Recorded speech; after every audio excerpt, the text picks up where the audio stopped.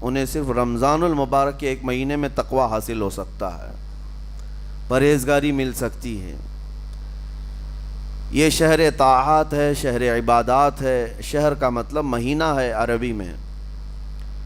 اور دیکھیں کتنی سہولیات تمہارے لیے رکھی گئی ہیں کہ شیطان کے وسوسوں سے محفوظ رکھا گیا، کہ تمہیں مہینہ بھر شیطان اور اس کی ذریت سے، اس کے حملوں سے بچا کر رب تبارک و تعالیٰ نے اس مہینے میں رکھا ہے۔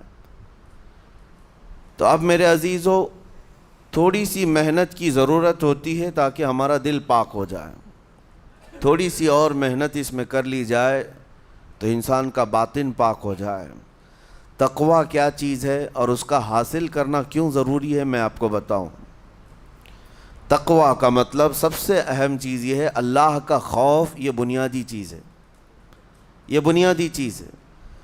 اور یہ اگر بنیاد ہے تو ہر عمل میں آپ کے تقوی حاصل ہو جائے گا۔ نماز کیوں پڑھتے ہو؟ نماز ایک ڈیوٹی سمجھ کر کے پڑھتا ہے تو کوئی مسئلہ ہی نہیں اس کا، یعنی وہ ڈیوٹی ادا کر رہا ہے۔ لیکن نماز میں اگر خوف خدا ہے، اللہ کے ڈر سے پڑھتا ہے، یہی تقوی ہے۔ روزہ کیوں رکھ رہا ہے؟ سب محلے میں رکھ رہے تھے، ہم نے بھی رکھ لیا۔ روزہ اس لیے رکھ رہا ہوں کہ لوگ برا نہ سمجھیں، یا اسلام کا ایک حصہ ہے۔ اتنی ہی نیت تھی تو پھر اس نے روزے سے کچھ حاصل نہیں کیا، لیکن اسی روزے کو اللہ کے خوف سے رکھا، یہی تقوی ہے۔ تو خوف خدا، اللہ کا خوف آ جانا ہر عمل میں، یہی تقوی ہے۔ اور اگر یہ چیز نہیں ہے تو انسان بہت بڑے بڑے گناہ بھی کر جاتا ہے، اسے ڈر نہیں لگتا۔ روزہ چھوڑ دیا، اسے کوئی خوف ہی نہیں ہے، بلکہ دھڑلے سے لوگوں کے سامنے کہتا بھی پھر رہا ہو کہ مجھے یہ سب چیزوں میں وشواس نہیں، یقین نہیں ہے۔ یہ باتیں اس زبان سے آتی ہیں جس کے ہاں اللہ کا خوف ہے ہی نہیں، اللہ کا ڈر نہیں۔ اسی لیے قرآن میں اللہ نے فرمایا لعلکم تتقون، تم پر روزے اللہ نے فرض کیے ہیں تاکہ تمہیں تقوی مل جائے، اللہ کا خوف۔ اور یہ کتنی اہم چیز ہے میں آپ کو بتاؤں، خوف خدا۔ خوف خدا کا مطلب کہ اللہ کا ڈر، اللہ کا خوف، یہ تمہاری پوری باڈی کو صحیح کرتا ہے، اندر سے بھی باہر سے بھی۔ خوف خدا، تم ہر قدم پر اگر یہ سوچتے ہو کہ میرا رب مجھے دیکھ رہا ہے۔ جیسے کہ آپ کو پتہ ہے حدیث پاک میں حضور صلی اللہ تعالیٰ علیہ وسلم سے پوچھا بھی گیا احسان کیا ہے، یعنی نیکی کس کو کہتے ہیں؟ حضور نے فرمایا تم نماز ایسی پڑھو یا عبادت ایسے کرو جیسے تم اللہ کو دیکھ رہے ہو۔ اور اگر یہ نہیں ہو سکتا تم سے تو اتنا احساس تو رہے کہ اللہ تمہیں دیکھ رہا ہے۔ تو ہر عمل میں تمہارے یہ سوچ آئے کہ مجھے میرا رب دیکھ رہا ہے، تمہارے قدم سنبھل جائیں گے۔ آج آپ مسجد میں بیٹھے ہیں، ادب سے بیٹھے ہیں، حالانکہ ایک آدھے گھنٹے کے بعد جسم کو پھیلنے کی حاجت ہونے لگتی ہے، تھوڑا پیر پھیلا لوں، پیٹھ کو ٹیک دے دوں، نہیں کرتے آپ، اس لیے کہ آپ کو احساس ہے کہ امام صاحب دیکھ رہے ہیں، مفتی صاحب دیکھ رہے ہیں، یا پھر مجمع میں لوگ دیکھ رہے ہیں۔ تو یہاں پر ہمارے دیکھنے کے احساس سے آپ کے پیر نہیں پھیلتے ہیں، آپ پھیل کے نہیں بیٹھتے۔ تو ہم میاں نہ سزا دینے والے نہ جزا دینے والے ہیں۔ یہی احساس اگر اللہ کے دیکھنے کا ہو جائے کہ میرا رب مجھے دیکھ رہا ہے، تو پھر آپ کو کسی نگرانی کی ضرورت نہیں، کہیں کسی سی سی ٹی وی کی ضرورت نہیں۔ اللہ کا خوف اگر بندے کے دل میں آ جائے، وہ ہر لمحے، ہر گھڑی، ہر علاقے میں محفوظ رہتا ہے، اپنے آپ کو محفوظ رکھتا ہے۔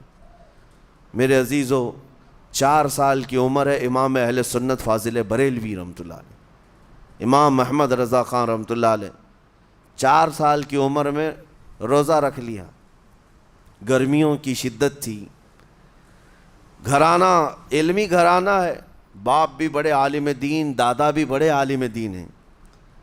4 سال کی عمر میں روزہ تو رکھ لیا، اور جب تھوڑی دوپہر ڈھل گئی، اچھوں کی حالت دھوپ کے دنوں میں خراب ہونے لگتی ہے، تو شام ہونے کو قریب تھی کہ ایک کمرے کے اندر دادا محترم نے پوتے کو بند کر دیا اور کچھ پھل فروٹ ساری چیزیں اندر رکھ کر کے دروازہ باہر سے بند کر لیا. کہا بیٹا کھا لینا, میں کسی کو بتاؤں گا نہیں, کسی کو نہیں بولوں گا. 4 سال کی عمر ہے, تمہارا روزہ بھی رہے گا, کھا کر کے تھوڑا پیٹ ہلکا کر لینا. تو یہ دروازہ بند کر کے دادا محترم چلے گئے. کافی دیر کے بعد دروازہ کھلا تو وہ پھل فروٹ ویسے کے ویسے ہیں, بچہ ویسے ہی بیٹھا ہوا ہے. امام احمد رضا رحمۃ اللہ تعالیٰ علیہ, 4 سال کی عمر کی بات کر رہا ہوں, دادا نے آ کر پوچھا بیٹا کھائے نہیں, دروازہ بند کر لیا تھا. تو 4 سال کی عمر میں مولانا امام احمد رضا کہنے لگے کھا تو لیتا لیکن ہر گھڑی میرا مولا تو دیکھ رہا ہے, جس کے لیے روزہ رکھا وہ تو دیکھ رہا ہے. یہ ہے تقویٰ, یہ ہے خوف خدا, کہ اگر یہ کسی کے دل میں بیٹھ جائے, اسے لوگوں کو دکھانے کی یا لوگوں کے اسے دیکھنے کی کوئی ضرورت ہی نہیں. میرے عزیزو, تقویٰ حاصل کرنے کا یہ اتنا بہترین راستہ ہے, اتنا بہترین راستہ ہے. آپ روزہ ہیں, کس کو پتہ ہے؟ میں روزہ ہوں, کس کو پتہ ہے؟ یہ راز ہے میرے اور اللہ کے درمیان. آپ روزہ ہیں, یہ راز ہے آپ کے اور اللہ کے درمیان. بہت سارے موقع آپ کے پاس ہیں دن بھر میں, فجر سے لے کر عصر تک. کئی مرتبہ وضو میں جانا پڑتا ہے, باضابطہ آپ کلی کر رہے ہیں, آدھا نگل جاتے, کس کو خبر ہے؟ یا کہیں چھپ کر کے کوئی ہلکی سی چیز چبا لیتے, کس کو خبر ہے؟ اس لیے کہ یہ اندرونی معاملہ ہے, راز ہے. آپ کھا رہے ہیں پی رہے ہیں یا نہیں کھا رہے ہیں نہیں پی رہے ہیں, یہ کوئی دوسرا نہیں کہہ سکتا. آپ کے اور آپ کے اللہ کے درمیان یہ راز ہے. اور آپ بچے ہوئے ہیں, حلق سوکھا ہے شام کے وقت میں, اور پیٹ بھی پیٹ سے لگنے آ جاتی ہے. کام کرنے والے جانتے ہیں کہ شام ہوتے ہی روزے کا اثر کس قدر ظاہر ہوتا ہے. کام کرنے والوں کو زیادہ اثر پڑتا ہے, اے سی میں سونے والوں کو روزہ کہاں پتہ چلتا ہے. لیکن اس وقت بھی وہ نہ پانی کا ایک قطرہ حلق میں ڈالنا چاہتا ہے, نہ کوئی چیز چھپ کر کے چبانا چاہتا ہے. مجھے بتاؤ میرے عزیزو, کیوں اپنے آپ پر یہ تکلیف اور اپنے آپ پر یہ زیادتی کر رہے ہو؟ آپ کو اندازہ ہوتا ہے یہ میں زیادتی نہیں کر رہا, نہ ہی اپنے آپ کو تکلیف میں ڈال رہا ہوں, یہ میرے رب کی رضا ہے, میں اسی پر قائم ہوں. اسی لیے فرمایا گیا کہ جب افطاری کا دسترخوان بچھتا ہے اور پہلے ہی آ کر کے لوگ بیٹھتے ہیں, اور یہ سنت بھی ہے, ایسے نہیں کہ بھاگتے بھاگتے آپ آئے, وقت ہوا کھجور لیے اور کھا گئے. افطاری کے وقت سے تھوڑی دیر پہلے بیٹھ جاؤ, تمہارے دسترخوان پر نعمتیں رکھی ہوئی ہیں, پھل بھی ہیں, میوہ جات بھی ہیں, کچھ کھانے پینے کی چیزیں بھی ہیں, ٹھنڈا شربت بھی ہے, دیکھتے ہوئے بیٹھے ہیں آپ, لیکن ہاتھ نہیں لگاتے ہیں. انتظار ہے وقت کا کہ ادھر سورج کے غروب ہونا ہے اور میری افطار ہونی ہے. اعلان سنتے ہیں, اذان سنتے ہیں, اس کے بعد آپ اٹھاتے ہیں, لیکن اتنی دیر تک آپ خاموش بیٹھے ہیں دسترخوان کے پاس, سارے لوگ دیکھتے رہتے. یہ وہ منظر ہے جس کو فرمایا گیا رب ذوالجلال بھی اپنے بندوں کو دیکھ رہا ہے, رب تبارک و تعالیٰ بھی دیکھ رہا ہے اپنے بندوں کو. اور سارے فرشتوں کو بلا کر میرا مولا اعلان فرماتا ہے یہ میرے بندے ہیں, دیکھو یہ شام کا وقت ہے, ان کے حلق سوکھ چکے ہیں, ان کے پیٹ میں بھوک کی شدت ہے اور ان کے سامنے اچھی نعمتیں پڑی ہوئی ہیں. اے فرشتوں دیکھو, میرے ان بندوں میں سے کوئی بھی ان نعمتوں کو ہاتھ نہیں لگاتا, یہ صرف اور صرف میرے لیے بھوکے اور پیاسے ہیں. اور فرشتوں سے اللہ فرماتا ہے تم گواہ ہو جاؤ, ان کی حلق تر ہونے سے پہلے ان کے لیے میں نے جنت لکھ دیا. اسی لیے حدیث پاک میں ہے جب افطار کرتے میرے آقا صلی اللہ علیہ وسلم یوں ارشاد فرماتے ذهب الظمأ وابتلت العروق وثبت الاجر انشاءاللہ, پیاس بجھ گئی, رگیں ٹھنڈی ہو گئی اور اجر اللہ کے ہاں پکا ہو گیا. یہ حضور پاک ہر افطار میں عرض کرتے تھے. میں آپ کو یہ عرض کر رہا ہوں کہ یہ چھپی ہوئی چیز, اسی کا نام تقویٰ ہے. آپ صرف اور صرف بچے ہیں اللہ کے خوف سے. اب سنو حدیث پاک, قیامت کے دن حساب و کتاب ہوگا اور جنت میں جانے کا پروانہ کچھ لوگوں کو مل جائے گا اور سب جنت کی طرف جا رہے ہوں گے۔ اس میں بہت سارے لوگ ہیں جو پل صراط پر چل کر کے جنت پہنچیں گے۔ اب جب کافی لوگ جنت کے دروازے پر پہنچیں گے، ایک جماعت ایسی ہوگی جو پورے راستے میں کہیں نظر نہیں آئی، جنت جانے کے راستے میں کہیں نظر نہیں آئی، لیکن جنت کے دروازے پر وہ پہلے سے موجود تھے، چلے تھے نہیں چلے تھے کسی نے دیکھا ہی نہیں۔ دوسرے جنتی ان سے پوچھتے ہیں اس جماعت سے کہ تم یہاں کیسے پہنچے اور یہ انعام کس بات کا ہے تمہارے لیے؟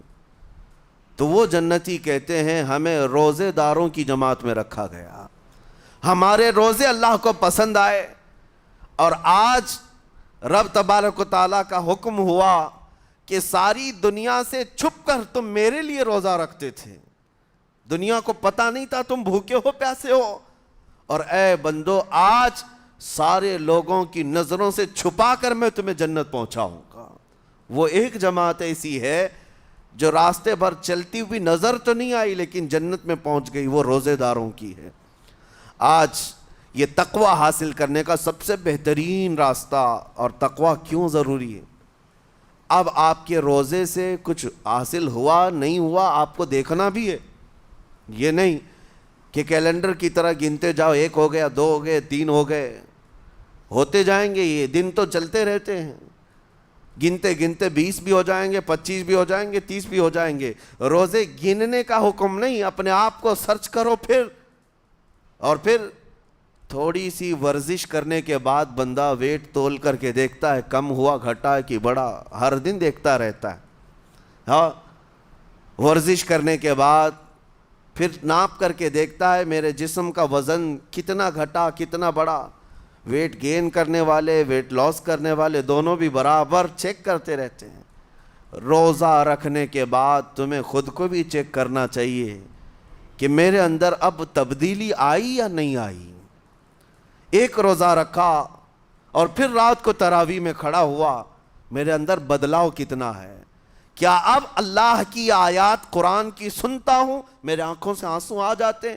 اگر آ گئے ہیں تو اس کا مطلب ہے کہ دل نرم ہو گیا، اس روزے نے اثر دکھانا شروع کیا، اور پھر ویسی کا ویسا ہے، تو اس کا مطلب ہے کہ آپ کے روزے سے آپ کو تقوی نہیں مل رہا ہے، آپ کو تقوی نہیں مل رہا۔ خوف خدا جب آتا ہے تو انسان کا دل موم ہو جاتا، نرم ہو جاتا ہے، اور اللہ کے عذابات سے، جہنم کے خوف سے، قبر کی سختیوں سے وہ رو پڑتا ہے، اس کی آنکھیں بہنے لگ جاتی ہیں، اور جب دل سخت ہوتا ہے پتھر کی طرح تو اسے نہ اللہ کی آیتیں رلاتی ہیں نہ آخرت کا تصور اسے ہلاتا ہے۔ اسی لیے قیامت کے دن کے بارے میں آپ کو بتاؤں، نبی پاک صلی اللہ تعالیٰ علیہ وسلم کی امت کی طرف جہنم کی آگ شعلے لپکاتے ہوئے بڑھتی آ رہی ہوگی بہت تیزی سے، قریب ہے کہ وہ جہنم کی آگ سب کو اپنے لپیٹ میں لے لیں۔ وہاں کھڑے ہوئے بہت سارے لوگ اپنے اپنے اعمال کا صدقہ پیش کرنے لگے، حاجی اپنے حج پیش کر رہے ہیں، نمازی اپنے نماز، روزے دار اپنے روزے، کہ اے جہنم ہماری یہ نیکیوں کا صدقہ رک جا۔ جہنم کی آگ بڑھتی چلی آئی، بڑھ رہی تھی۔ جبرائیل امین علیہ الصلاۃ والتسلیم حاضر ہوتے ہیں بارگاہ مصطفیٰ صلی اللہ علیہ وسلم میں، ایک پانی کا پیالہ انہوں نے پیش کیا اور کہا یا رسول اللہ صلی اللہ علیہ وسلم یہ پانی آپ اس آگ پر چھڑک دیں۔ نبی پاک صلی اللہ تعالیٰ علیہ وسلم نے وہ پانی اس آگ کی طرف پھینکا تو آگ دور چلی گئی، جو جہنم کی آگ اچانک بجھ گئی، کافی دور چلی گئی جو امت کی طرف لپک رہی تھی۔ رسول رحمت صلی اللہ تعالیٰ علیہ وسلم نے پوچھا جبرائیل سے یہ اتنا اثردار پانی ہے کون سا؟ یہ جبرائیل امین عرض کرتے ہیں یا رسول اللہ یہ آپ کے ان امتیوں کے آنسوؤں کا پانی ہے جو رات کھڑے ہو کر اپنے رب کے خوف سے رویا کرتے تھے، وہ اللہ کے خوف سے تھر تھراتے تھے، ڈر کر کے ان کے آنکھوں سے جو آنسو آتے۔ جبرائیل امین کہتے ہیں میں نے وہ آنسو جمع کر رکھے تھے اور وہ آج میں نے آپ کے سامنے پیش کیا۔ ایک آنسو کا قطرہ جہنم کی آگ بجھانے کے لیے کافی ہے۔ موتی سمجھ کے شان کریمی نے چن لیے قطرے جو گرے تھے عرق انفعال کے۔ عزیزان گرامی وقار، یہی وہ تقوی ہے، یہی وہ خوف خدا ہے جس کے متعلق اللہ قرآن میں فرماتا ہے لعلکم تتقون، تاکہ تمہیں تقوی مل جائے، اسی لیے روزے رکھے گئے ہیں، روزے فرض کیے گئے ہیں۔ تمہارا دل اگر سخت کا سخت ہی رہ گیا تو روزے اثر نہیں کر رہے ہیں، روزے اثر نہیں کر رہے۔ اور ظاہر سی بات ہے کاموں میں برکت نیت سے ہوتی ہے، کسی بھی عمل میں برکت اچھی نیت سے ہوتی ہے۔ اگر کوئی روزہ اس لیے رکھ رہا ہے، جیسے بہت سارے فائدے گنائے جاتے ہیں نا، روزہ رکھنے سے کینسر نہیں ہوتا، روزہ رکھنے سے جسم کے فاسد مادے ختم ہو جاتے ہیں، نکل جاتے ہیں، ڈاکٹرز بھی مشورہ دیتے ہیں مہینے میں ایک مرتبہ، ہفتے میں ایک مرتبہ باڈی کو فری چھوڑنا چاہیے۔ تو یہ تو جسمانی فائدے تو رکھے گئے ہیں، لیکن اگر تم روزہ اس نیت سے رکھ رہے ہو کہ میری باڈی صحیح ہوتی رہے، تو گویا کہ تم تو اپنی دنیاوی غرض سے روزہ رکھ رہے تھے۔ یہ فائدے تو ملنا ہی ملنا ہے، یہ فائدے یوں بھی ملیں گے اللہ تعالیٰ کی طرف سے آپ کو، لیکن نیت وہ نہیں۔ روزہ رکھنے کی نیت یہ ہو کہ میرا رب مجھ سے راضی ہو جائے اور مجھے رب تبارک و تعالیٰ کا خوف اور تقوی حاصل ہو جائے۔ نیت میں برکت ہے، اور جن کاموں کو آپ اچھی نیت سے کریں گے اسی طرح ان کاموں میں اثر بھی پیدا ہوگا۔ روزہ رکھنے سے پہلے آج نیت یہی کریں کہ مولا تعالیٰ یہ روزہ میرے تمام برے اعمال کے لیے کفارہ ہو جائے، یہ ڈھال بن جائے۔ جانتے ہیں آپ اپنے نفس امارہ کو روکنے کا سب سے بہترین آلہ بھوک ہے، بھوک۔ جتنا آدمی بھوک کے ذریعے سے اپنے نفس کو مار سکتا ہے دوسری کوئی چیز نہیں۔ آپ دیکھیں اس رمضان المبارک میں بہت ساری حلال چیزیں آپ کو حرام کر دی گئی ہیں، یعنی سحری سے لے کر افطاری تک۔ میں یہ نہیں کہہ رہا کہ شراب پینا حرام ہے، نشہ کرنا حرام ہے، وہ تو پوری زندگی بھر حرام ہے، لیکن آپ کو چاول روٹی تو حلال ہے نا، سبزے سیب پھل فروٹ تو حلال ہے، لیکن یہ حلال چیزیں بھی اللہ نے آپ پر حرام رکھی ہیں، روزے کے عالم میں نہیں کھا سکتے۔ سحری سے لے کر افطار تک یہ حلال لقمے، پانی تو حلال ہے، پاک ہے، لیکن آپ کے لیے روزے کے عالم میں حرام ہے۔ اسی طرح شادی شدہ مرد اپنی عورت کے ساتھ زندگی بھر کبھی بھی جمع کر سکتا ہے، رات میں سو سکتا ہے، لیکن حالت روزہ میں وہ حلال کام بھی حرام ہے، حلال کام بھی حرام ہے۔ اپنی عورت سے جمع کرنا حالت روزہ میں کیوں روکا گیا؟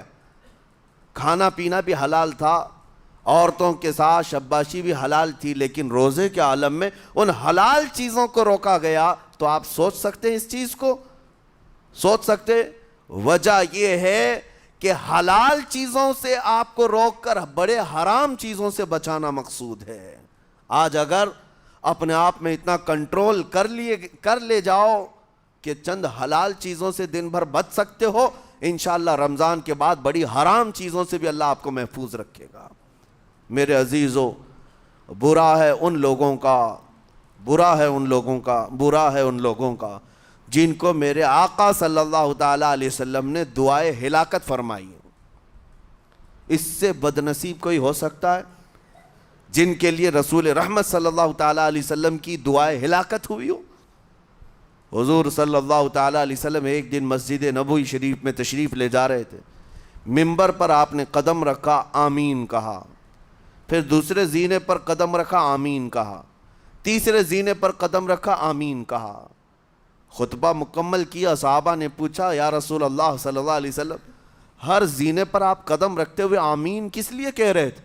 سنو، رسول پاک صلی اللہ علیہ وسلم ارشاد فرماتے ہیں کہ میں جب پہلے زینے پر قدم رکھا تو سید الملائکہ جبرائیل امین آئے اور دعا کرنے لگے۔ کیا دعا کیا؟ یوں کہا، یا رسول اللہ صلی اللہ علیہ وسلم وہ شخص ہلاک و برباد ہو جائے جو آپ کا نام سنے اور پھر اس کے بعد درود نہ بھیجے۔ حضور فرماتے میں نے آمین کہا۔ حضور کا نام سنتے ہی آپ کی زبانوں پر درود آ جانا چاہیے۔ اللہم صلی علی سیدنا محمد وآلہ وصحبہ وبارک وسلم۔ میرے آقا فرماتے ہیں دوسرے زینے پر قدم رکھا تو جبرائیل امین نے یوں کہا یا رسول اللہ صلی اللہ علیہ وسلم وہ شخص ہلاک و برباد ہو جائے جو زندگی میں اپنے ماں اور باپ میں سے کسی ایک کے بڑھاپے کو پایا اور ان کی خدمت کر کے جنت نہیں حاصل کر سکا بلکہ ان کو ایسے ہی چھوڑے رکھا، ایسا شخص برباد ہو جائے۔ حضور فرماتے میں نے آمین کہا۔ پھر جبرائیل امین نے کہا تیسرے زینے پر قدم رکھتے ہی میرے آقا فرماتے ہیں جبرائیل نے یوں دعا کی کہ اے اللہ کے رسول وہ شخص ہلاک و برباد ہو جائے جو رمضان کا مہینہ پایا لیکن اس کا ادب نہیں کر سکا، اس کا احترام نہیں کر سکا۔ حضور فرماتے ہیں میں نے اس پر بھی آمین کہا۔ جس کی ہلاکت کے لیے جبرائیل امین دعا کر رہے ہوں اور اس دعا پر سید الانبیاء آمین کہہ رہے ہوں، ایسے شخص کی بربادی کا کیا انجام ہو سکتا ہے؟ وہ کتنا بد نصیب ہوگا۔ اسی لیے میرے عزیزوں مسلمانوں میں یہ رواج ہی نہیں ہونا چاہیے کہ اٹھ کر کے پوچھتے رہیں روزہ ہے کہ نہیں ہے، روزہ ہے کہ نہیں ہے۔ مسلمان ہے تو روزہ ہے، اور یہ کوئی آپشنلی عبادت نہیں ہے کہ 4 رکھ لیا 2 نہیں رکھا، آپشنلی نہیں، یہ فرض عین ہے۔ ایک روزے کو چھوڑنے کا گناہ فرمایا گیا 600 سال تک اسے دوزخ میں رکھا جائے گا، 600 سال تک۔ یہ معمولی چیز نہیں ہے، اور جن کے پچھلے روزے قضا ہو چکے ہیں معاف نہیں ہوں گے۔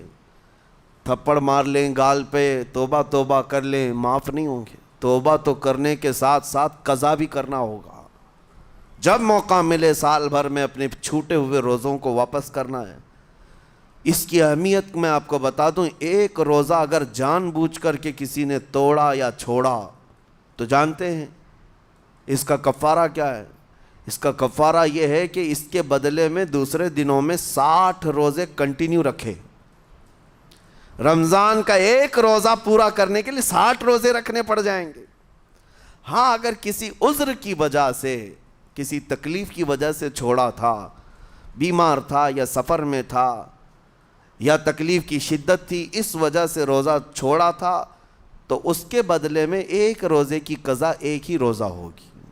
لیکن بغیر کسی عذر کے، شہوت کی وجہ سے، نفس پرستی کی وجہ سے توڑا تھا یا چھوڑا تھا تو پھر 60 روزے رکھنے پڑ جائیں گے۔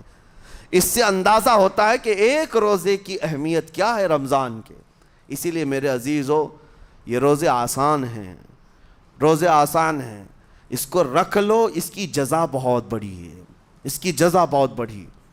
ویسے بھی آپ دوسرے دنوں میں لیٹ ناشتہ کرنے کے بھی عادی ہیں۔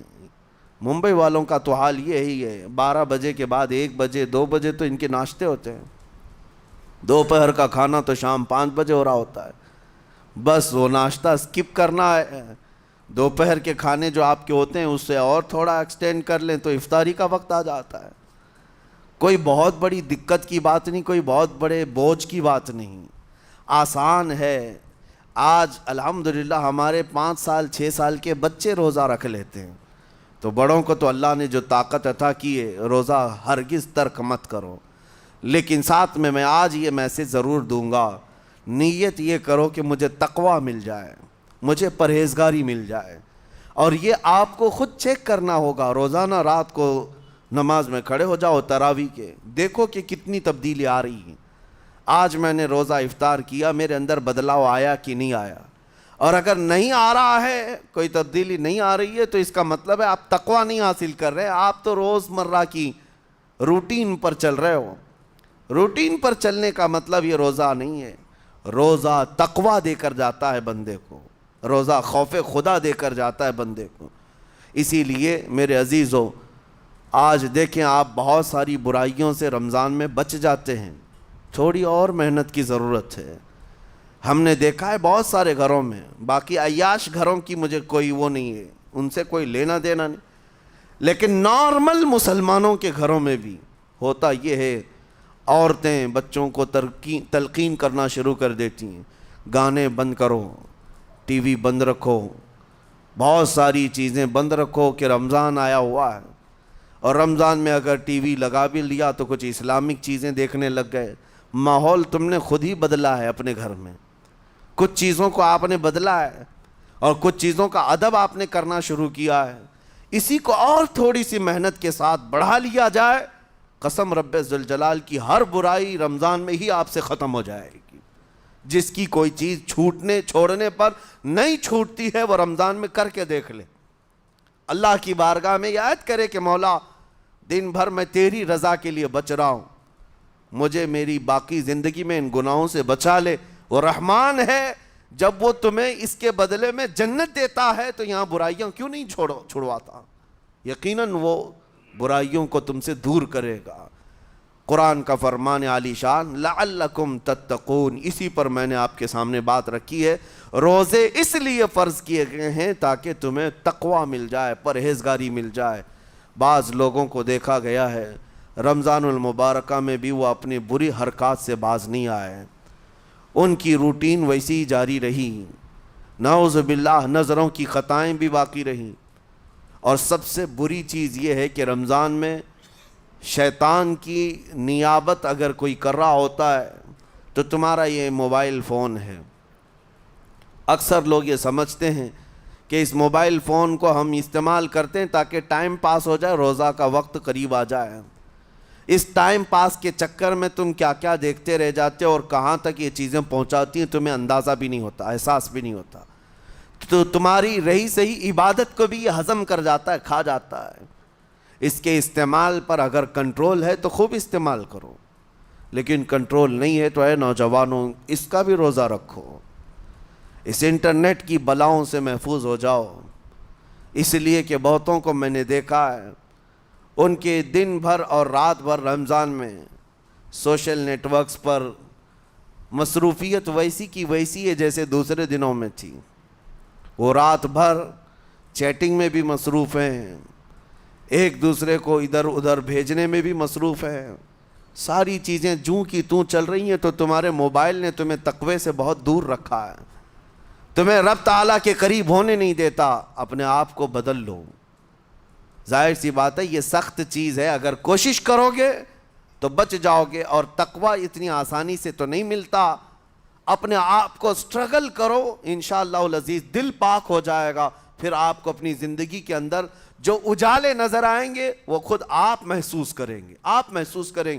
گناہوں کے اندھیروں نے دل پر ایسی کالک رکھی ہے کہ آپ کو کچھ بھی یہاں پر سمجھ میں نہیں آتا، ورنہ نمازوں کا لطف ایسا ہے، قرآن کا مزہ ایسا ہے، جسے یہ لگ جائے دنیا کی کوئی نعمت اس کے سامنے ہیچ نظر آتی ہے، کوئی چیز اسے اچھی نہیں لگتی، لیکن کب؟